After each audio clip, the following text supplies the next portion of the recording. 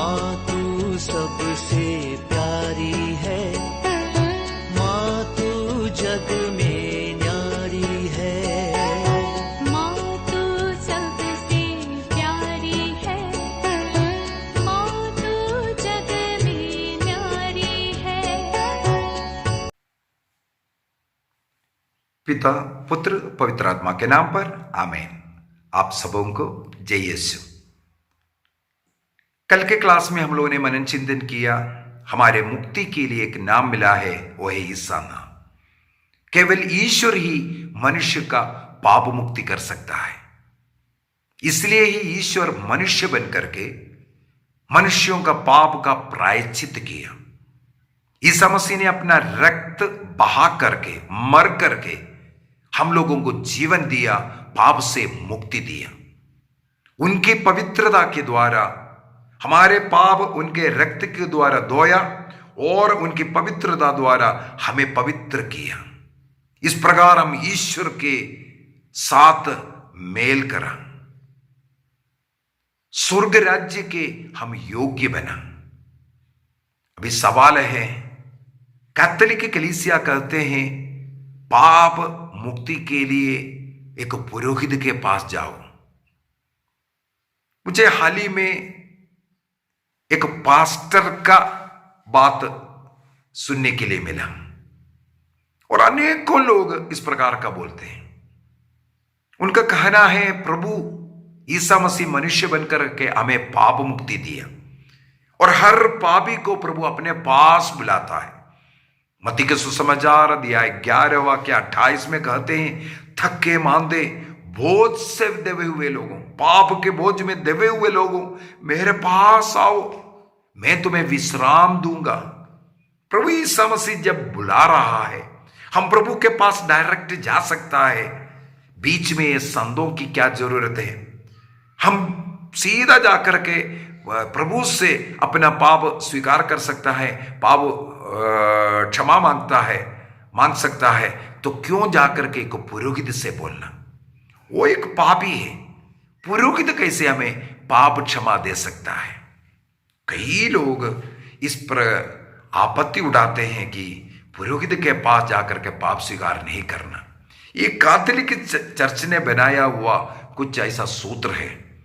ये वो अपना मर्जी से लोगों को बांध कर रखने के लिए इस प्रकार का कुछ बातें बोलते हैं। ये अनेकों इस प्रकार का क्लास डाल करके लोगों को, विशेषकर मैं बोलूंगा कैथोलिक के लोगों में भ्रम डाला है। इन दिनों में जब मैं कई घरों का भी विजिट कर रहा हूं, कई घरों में गया, कई लोगों से मिल रहा, 40 का रिट्रीट चल रहा है। अनेकों लोगों का एक सवाल था, हम पुरोहित के पास क्यों जाएं? जो लोग इस प्रकार का पास्टर लोगों को सुनते हैं, अन्य कलीसियाओं को सुनते हैं, उनको सिखा कर रखा है, रटा कर रखा है, केवल ईसा के पास जाना है, पुरोहित के पास नहीं जाना। तो एक पास्टर कह रहा था, जब प्रेसिडेंट अपना द्वार खुला है, सबों को आने का अनुमति दिया है, एक प्रोटोकॉल ऐसा बनाकर रख दिया, प्रेसिडेंट से कोई भी आकर के मिल सकता है, तो उनका सेक्रेटरी के पास जाने का क्या जरूरत है? जब ईश्वर बुला रहा है मेरे पास आओ, तो ईश्वर के पास जाना चाहिए। क्यों सेक्रेटरी के पास जाएं? क्यों पुरोहित के पास जाना है? क्यों संतों के पास जाना है? ईश्वर के पास डायरेक्ट क्यों नहीं जाना? हमारे कैथोलिक कलीसिया का एक धर्म शिक्षा ग्रंथ है, कैटेकिज्म ऑफ कैथोलिक चर्च कहते हैं। उसका संख्या 1441 में भी यही लिखा हुआ है, केवल ईश्वर पाप क्षमा करता है, केवल ईश्वर पाप क्षमा करता है। और हम लोग कुरिन्थियों का पहला पत्र अध्याय 6 वाक्य 20 में, ईसा मसीह ने अपने रक्त की कीमत पर हमें खरीदा है, इस प्रकार हमें पाप मुक्ति दिया। पेतरुस का पहला पत्र अध्याय 1 वाक्य 18-19 में भी हम लोग पढ़ते हैं, हमारे पूर्वजों से चले आने वाले निरर्थक बातों से हमें सोने चांदी जैसे नश्वर चीजों की कीमत पर हमें मुक्ति नहीं मिला, बल्कि ऐसा एक मेमना, उस मेमने का बहुमूल्य रक्त की कीमत पर हमें मुक्ति मिला है। तो हम क्यों इस प्रकार के जो बीच का जो सेक्रेटरी है उनके पास क्यों जाना है? हम सीधा प्रभु के पास जाकर के क्या ये नहीं मांग सकता है? ये बहुत अच्छा सवाल है।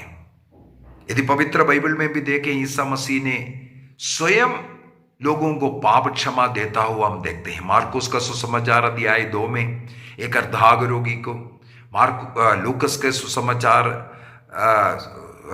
अध्याय 7 वाक्य 48 में एक पापिनी स्त्री को, योहन के सुसमाचार अध्याय 5 में वहां पर फिर से एक 38 वर्षों से कुंड के पास पड़ रहने वाले एक अर्धांग रोगी को, इस प्रकार अनेकों लोगों को पाप क्षमा देता हुआ हम पाते हैं। ईसा मसीह जब स्वयं इस प्रकार पाप क्षमा दिया, और ईसा मसीह ने मार्कुस का सुसमाचार उसके अध्याय 2 वाक्य 10 में, मार्कुस अध्याय 2 वाक्य 10 में शास्त्रियों से कहा, तुम ये जान लो कि मानव पुत्र को पाप क्षमा करने का अधिकार है। और साथ ही साथ मत्ती का सुसमाचार उसके अध्याय 28, मत्ती का सुसमाचार मैथ्यू चैप्टर 28 वर्स 18 में लिखा हुआ है, मुझे पृथ्वी में और स्वर्ग में और पृथ्वी पर पूरा अधिकार मिला है। मुझे स्वर्ग में और पृथ्वी पर पूरा अधिकार मिला है। स्वर्ग और पृथ्वी पर जो अधिकार रखता है उस ईसा मसीह शास्त्रियों से कहा, फरीसियों से कहा, मैं मानव पुत्र पाप क्षमा करने का अधिकार है मुझे। क्यों अधिकार है? मसीह अपना रक्त बहाकर पापों का प्रायश्चित कर हमें पाप मुक्ति दिया। मसीह को अधिकार था हमें पाप मुक्ति देने के लिए, वो प्रॉपर तरीके से पापों का प्रायश्चित कर हमें मुक्ति दिया। तो पाप मुक्ति का अधिकार मसीह में है। तो क्यों हम पुरोहित के पास जाना है? इसको हमें समझने के लिए हमें मत्ती का सुसमाचार सबसे पहले अध्याय 16 वाक्य 19 को पढ़ते हैं। वहां पर क्या लिखा है? वहां पर पेतरुस से ईसा मसीह कहते हैं, मैं तुम्हें स्वर्ग राज्य की कुंजियां प्रदान करूंगा। स्वर्ग राज्य की कुंजी का मतलब है अधिकार। ईसा मसीह को स्वर्ग में और पृथ्वी पर अधिकार है, सब चीजों पर अधिकार है। तो प्रभु कहते हैं, मेरे पास जो अधिकार है मैं तुम्हें दूंगा। इसके बाद कहते हैं, तुम पृथ्वी पर जिसका निषेध करोगे स्वर्ग में भी उसका निषेध रहेगा, और पृथ्वी पर जिसकी अनुमति दोगे स्वर्ग में भी उसकी अनुमति रहेगी। ईसा मसीह ने पेतरुस से कहते हैं, तुम जिसका निषेध यहां भूमि पे करेगा उसका निषेध स्वर्ग में भी रहेगा। जिसका अनुमति यहां दे रहा है वह स्वर्ग में भी रहेगा। स्वर्ग और पृथ्वी पर अधिकार रखने वाला मसीह उसी अधिकार को पेतरुस को देने के विषय में बताया, मैं दूंगा करके। अभी अध्याय 18 का वाक्य 18 को भी पढ़ लेते हैं। वहां पर भी हमें मालूम है शिष्य लोगों से प्रभु ये बात करते हैं। शिष्य लोगों से अकेला शिष्य लोगों को जब शिक्षा देते हैं, समझाते हैं, उस समय पर ईसा मसीह शिष्य लोगों से कहते हैं, मैं तुम्हें एक कहता हूं, तुम लोग पृथ्वी पर जिसका निषेध करोगे स्वर्ग में भी उसका निषेध रहेगा। यहां पर सभी शिष्यों से कहते हैं तुम लोग। पहले केवल पेतरुस को जो कलीसिया का मुखिया बनाया, तुम पर मैं कलीसिया का इस चट्टान पर मैं कलीसिया बनाऊंगा, ये बोलने के बाद उससे अधिकार दिया, पेतरुस का अधिकार। इसके बाद 12 शिष्य लोगों से प्रभु कहते हैं, मैं तुमसे कहता हूं, तुम लोग पृथ्वी पर जिसका निषेध करोगे स्वर्ग में भी उसका निषेध रहेगा, और पृथ्वी पर जिसकी अनुमति दोगे स्वर्ग में भी उसकी अनुमति रहेगी। शिष्यों से कहते जिनका तुम यहां निषेध करेगा वो स्वर्ग का निषेध हो रहेगा। अनुमति जिस चीज के लिए तुम दे रहा है उसका अनुमति वहां पर भी रहेगा। हमें मालूम है पुराने विधान में अब्राहम के साथ ईश्वर ने एक चिरस्थायी विधान जोड़ा। पीढ़ी दर पीढ़ी ये नियम का पालन करेगा ये बोल करके चिरस्थायी नियम जोड़ा था। हम लोग अब्राहम का ये बात उत्पत्ति ग्रंथ उसके अध्याय 15 में पढ़ते हैं। उत्पत्ति ग्रंथ उसके अध्याय 15 प्रभु उन्हें बुला करके विधान जोड़ते हैं। इसके बाद 17 में अध्याय 17 इस 17 का वाक्य 5 में अब से तुम्हारा नाम अब्राम नहीं इब्राहिम रहेगा क्योंकि तुम्हें बहुतों के पिता में बनाऊंगा ये बोल करके उनका नाम बदलते हैं। इसके बाद अध्याय वाक्य 7 में कहते हैं चिरस्थायी विधान निर्धारित करूंगा। वो विधान क्या है? वाक्य 9 में कहते हैं तुमको और तुम्हारे बाद तुम्हारे वंशजों को पीढ़ी दर पीढ़ी मेरे विधान का पालन करना है। वाक्य 10 में तुम लोगों में हर एक पुरुष का खतना किया जाए। वाक्य 11 वह खतना तुम्हारे लिए मेरे द्वारा निर्धारित विधान का चिन्ह रहेगा। तुम अपने बच्चों में से प्रत्येक का खतना जन्म के 8वां दिन किया जाए। एक लड़का जन्म होता है 8वां दिन में उसका खतना करना जरूरी था, सर्कमसिशन। ये ईश्वर का एक विधान था और पीढ़ी दर पीढ़ी से करने के विषय में लिखा। और उसी दिन वाक्य 24 में हम लोग पढ़ते हैं उसी दिन अब्राहम का खतना हुआ। तब वह 99 साल की उम्र में उसका खतना और साथ ही साथ उसका पुत्र इस्माइल उसका उम्र 14 साल का था 13 साल का था। और उनके घर के सभी नौकरों का सबों का खतना एक ही दिन में किया। प्रभु के साथ विधान जोड़ दिया। इस प्रकार ईश्वर का संतान चुने हुए लोग ईश्वर की प्रजा वे बन गया।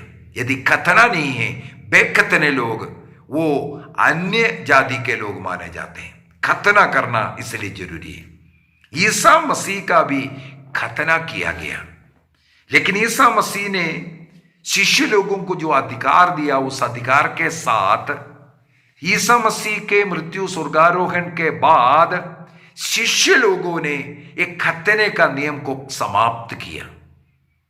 शिष्य लोगों ने कहा अब खतना की जरूरत नहीं, बपतिस्मा का ही केवल जरूरत है। इसलिए जन्म के 8 दिन के बाद बच्चों को बपतिस्मा दिया जाता है।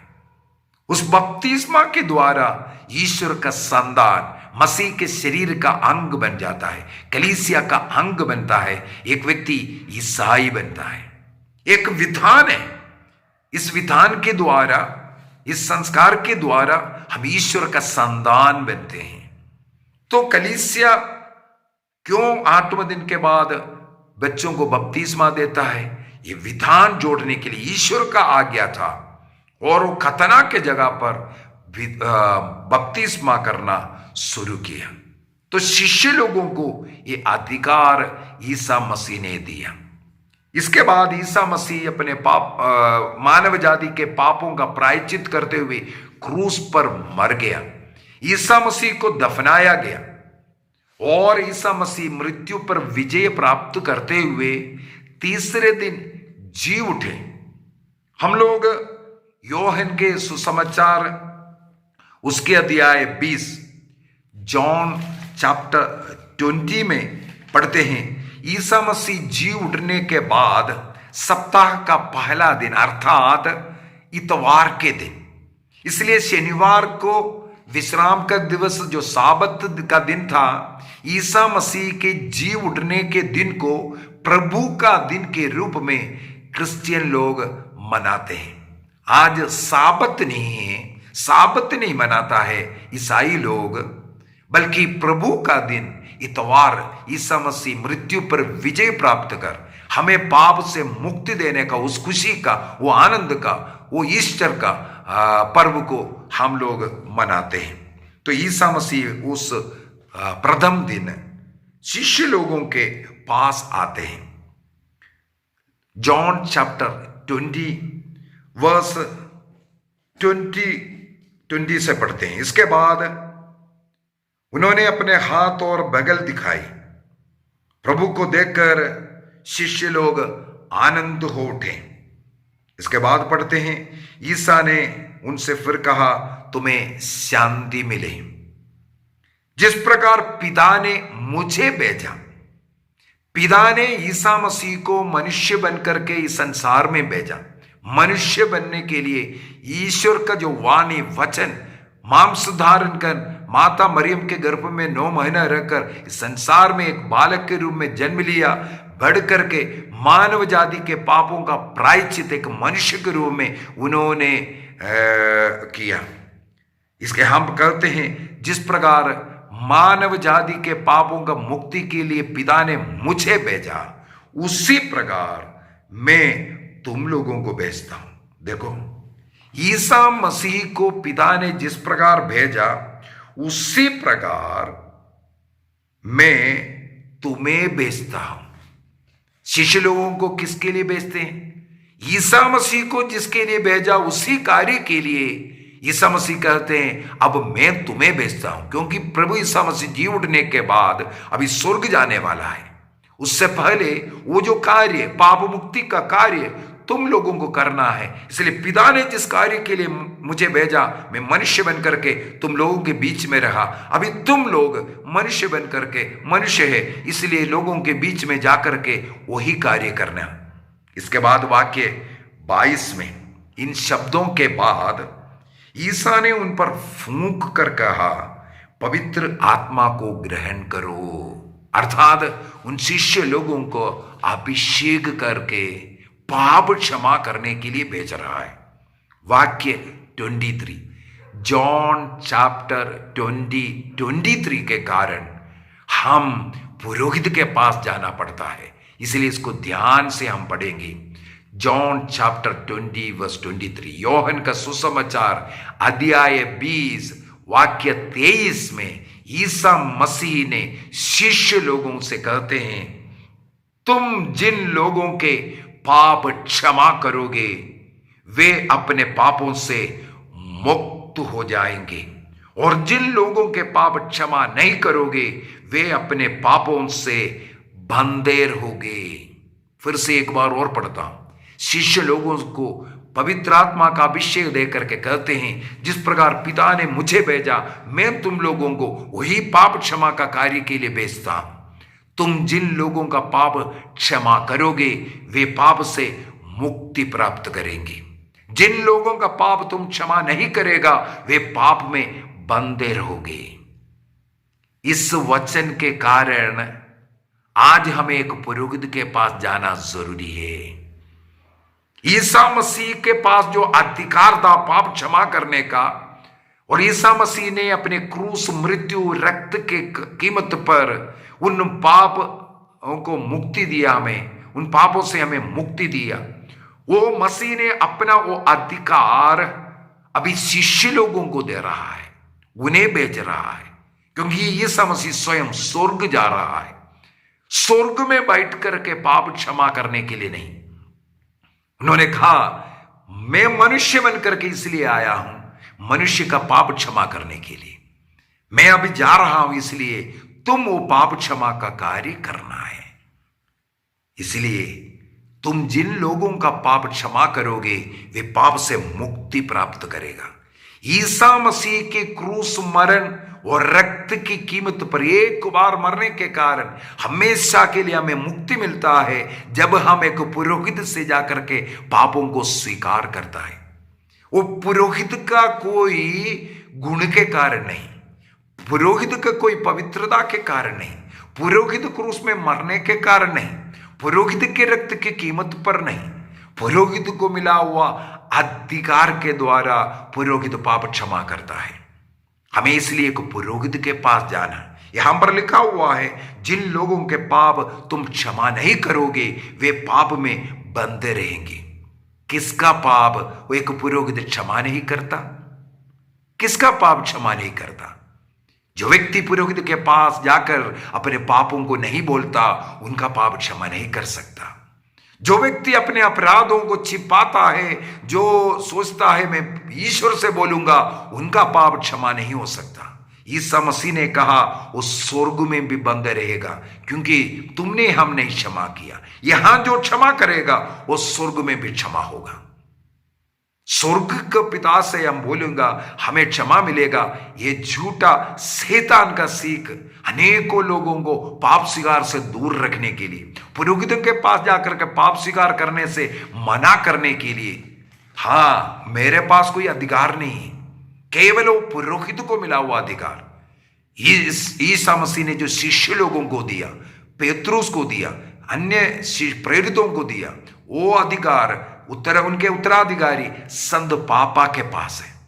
संत पापा वो बिशपों को देता है।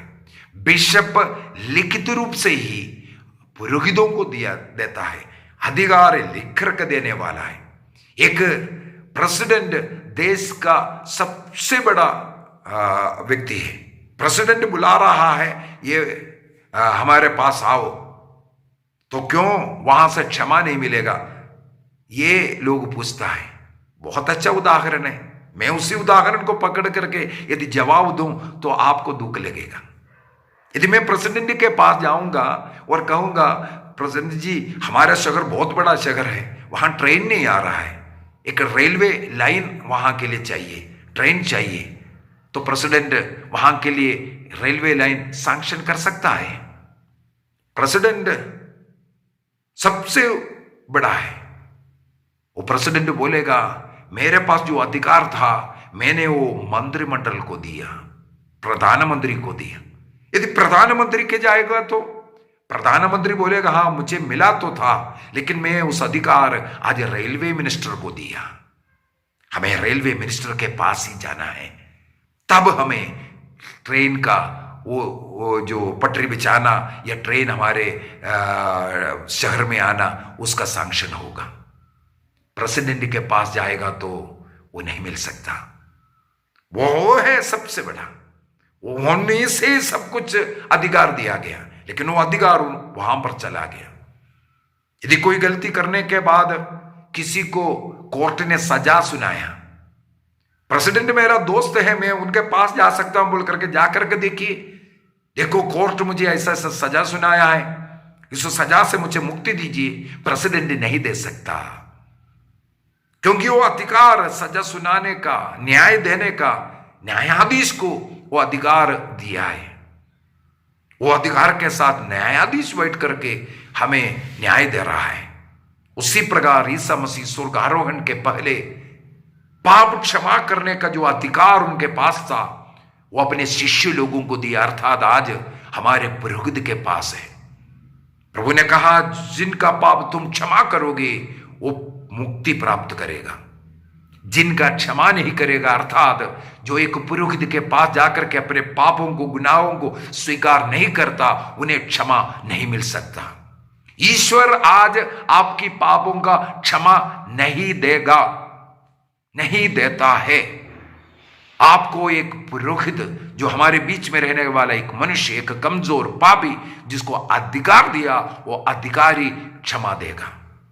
इसलिए ईश्वर के पास से मुक्ति मिलेगा, ये बोलना, ये सोचना भी गलत है। ईश्वर को झूठा बना रहा है। मत्ती का सुसमाचार उसके अध्याय 5, मैथ्यू चैप्टर 5, वहां पर वाक्य 17 से हम लोग पढ़ते हैं, संहिता अथवा नबियों के लेखों को रद्द करने के लिए मैं नहीं आया, बल्कि उसे पूरा करने के लिए आया। वाक्य 18 में, मैथ्यू चैप्टर 5:18, मैं तुम लोगों से कहता हूं आकाश और पृथ्वी भले ही टल जाए, किंतु संहिता का एक मात्रा अथवा एक बिंदु भी पूरा हुए बिना नहीं टलेगा। ईसा मसीह ने जो कहा उसका एक बिंदु या एक मात्रा वो पूरा किए बिना नहीं हटेगा, तो क्या मसीह ने जो अधिकार दिया है, अभी एक व्यक्ति को अधिकार दिया, इसके बाद मसीह बैठ करके बोलेगा नहीं मेरे पास आ जाओ, मैं तुम्हें क्षमा कर दूंगा? पुराने विधान में बुलाया है, पुराने विधान में पाप क्षमा का वो केवल एक छाया मात्र था। नए विधान में मसीह के द्वारा मिलने वाला जो पापों का पाप क्षमा का एक छाया मात्र, एक चिन्ह मात्र था। वहां पर पुराने विधान में बलियां, लेवी बलियां हमें मालूम है, प्रायश्चित बलि है, पश्चाताप की बलि है। इन बलियों के पहले उन मेमनों के सिर पर हाथ रखते हैं, पापों को स्वीकार करते हैं। ईसा मसीह के ऊपर, मेमने के ऊपर पापों को डालने के विषय में लेवी ग्रंथ अध्याय 16 के अंदर योम किपुर, पाप प्रायश्चित का जो दिन है, योम किपुर कहते हैं। उस दिन 2 बकरों को लेके आते हैं, एक के ऊपर पापों को स्वीकार करने के बाद पूरे मानव जाति का पापों को उनके सिर पर डाल करके उसे विजन प्रदेश में भेजते हैं, और दूसरे को प्रायश्चित के रूप में उसका बलि अर्पित कर उसके रक्त की छिड़काव। इसका मतलब पाप को हरने वाला एक मेमना, पाप को लेकर के चलने वाला, विजन प्रदेश में चलने वाला एक मेमना, और दूसरे एक मेमना उसका रक्त छिड़का करके हमें शुद्ध करने वाला। ईसा मसीह में दोनों मेमना हम पाते हैं। यूहन्ना के सुसमाचार अध्याय 1 वाक्य 29 में लिखा हुआ है, देखो ईश्वर का मेमना जो हमारे पापों को हरता है। उनका, उस मेमने का, ईसा मसीह का रक्त के छिड़काव के कारण हमें पाप मुक्ति मिलता है। उस ईसा मसीह स्वर्ग में जाने के पहले कहते हैं, मेरे पाप, मेरे रक्त छिड़काने के कारण जो पाप मुक्ति तुम्हें मिलेगा, वो एक पुरोहित से अपना पाप स्वीकार करेगा। तो मुंह से बोलना पड़ता है। बोलने के लिए पुराना विधान के नए विधान में प्रेरित चरित्र अध्याय 19 वाक्य 18-19 को हम पढ़ेंगे। वहां पर हम लोग पढ़ते हैं, आदिम कलीसिया में सब लोगों के सामने, कलीसिया के सामने पापों को स्वीकार करता हुआ एक विधि था। पहले पापों का स्वीकार विशेष कुछ दिन होता है, और अपने जीवन काल में केवल एक बार एक व्यक्ति को पाप स्वीकार करने का मौका मिलता है। उस समय पर कलीसिया के सामने आकर खड़े होकर सबों के सामने पापों को स्वीकार करना है। स्वीकार करने के बाद पुरोहित उनको दंड देता है। वो बड़े बड़े दंड होता है, पाप के अनुसार। कभी कभी 1 साल 2 साल तक वो दंड भुगतना पड़ता था, ये ऐसा होता था। लेकिन 7वीं सदी आकर के जो प्राइवेट कन्फेशन, जो रहस्य में जाकर के पुरोहित को बोलने वाला कन्फेशन रीति शुरू किया, ताकि लोग अपने सारे पाप, कितना भी बड़े से बड़े पाप स्वीकार कर सके। तो ईसा मसीह ने यह विधि निर्धारित किया। ईसा मसीह ने जो विधि निर्धारित किया उसको कोई बदल नहीं सकता। मसीह बदलता नहीं है। हम लोग हिब्रूज चैप्टर 13 वर्स 8 में, इब्रानियों का पत्र अध्याय 13 वाक्य 8 में पढ़ते हैं, ईसा मसीह एक रूप रहते हैं कल, आज और आनंद काल तक। वो एक रूप है, वो बदलेगा नहीं। आज बोला तुम पाप क्षमा करोगे, वही होगा। 2 कुरिन्थियों अध्याय 1 वाक्य 19 में भी हम लोग पढ़ सकते हैं, कभी हाँ और कभी ना नहीं। आज प्रभु ने शिष्यों को अथॉरिटी दिया, इसके बाद नहीं नहीं नहीं तुम्हें अथॉरिटी नहीं, मैं ही क्षमा करूंगा, ये नहीं बोलेगा। स्वर्ग में बैठ करके यदि ईश्वर पाप क्षमा कर सकता था, ईसा मसीह को मनुष्य बन करके आने की जरूरत नहीं था। मनुष्य के समान निर्धनता में जीवन जीने की जरूरत नहीं था। मनुष्य का वो पाप हरने के लिए अपना लहू बहाने की जरूरत नहीं था। ईसा मसीह बहा करके पाप क्षमा दिया, और उन्होंने शिष्य लोगों को अधिकार दिया अब वो पाप स्वीकार का जो कार्य आगे बढ़ाने के लिए। कुरिन्थियों के नाम संत पौलुस का दूसरा पत्र, 2 कुरिन्थी 2 कुरिन्थियंस चैप्टर 5 वर्स 18 में पढ़ते हैं, संत पौलुस कहते हैं, ये मेल मिलाप का कार्य हम प्रेरितों को ईश्वर ने सौंपा है। आज मेल मिलाप का ये कार्य हम प्रेरित लोग करते हैं। वाक्य 20 में कहते हैं, हम ईश्वर का राजदूत है, we are the ambassadors of Christ.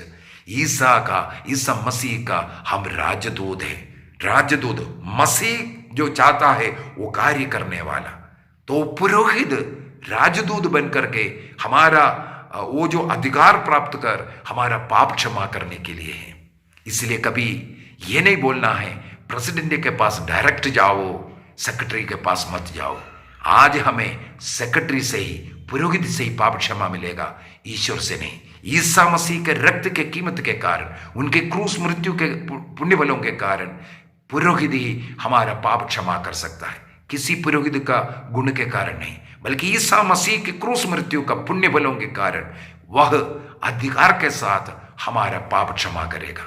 निर्णय कीजिए, इस 40 काल में हम एक अच्छा पाप स्वीकार करेंगे। निर्णय कीजिए, एक पुरोहित के पास जाकर सारे पाप, कमजोरियां, बलहीनताएं बताएगी। जो मैं बोलूंगा उसके लिए मुझे मुक्ति मिलेगा। ईश्वर चाहता है, मसीह ने नियुक्त किया,